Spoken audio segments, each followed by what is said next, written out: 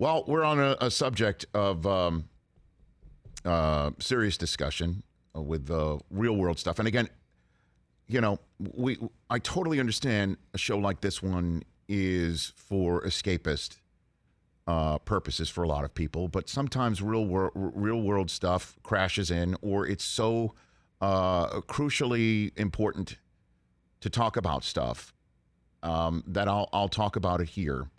I want to show a picture of this young man. His name is Tate Myre.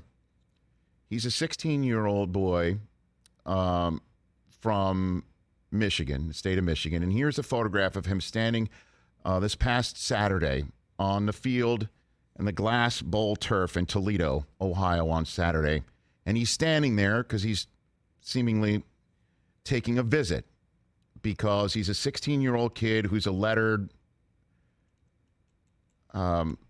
football player at Oxford High School in the state of Michigan. And there he was on Saturday taking a photograph with his life in front of him, not knowing that just a few days later he'd be facing a gunman in his own hallways, a fellow student of his, pointing a gun in his direction, and him, by all accounts, trying to take that gun away from him, and that cost him his life.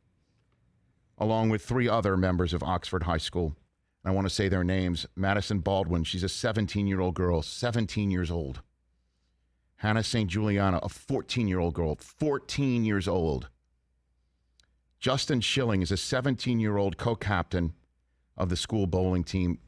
He died Wednesday when his injuries suffered by this gunman took his life.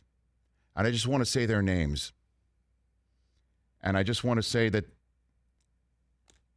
this can't be okay. We can't just move on. We can't just turn the page. We can't. We have to have a conversation about protecting kids in schools and what it means to have guns in the hands of people that shouldn't have them and how to prevent that from happening. We have to have the conversation, people. We have to talk. U.S. Senate is blocking conversation even on this subject. We have to talk because this is not okay. And I want to send all my best to Zach Line, former NFL player who's a football coach there at Oxford High, and all the parents and all the members of the staff there whose lives have been turned upside down in the community. And to all those, rest in peace.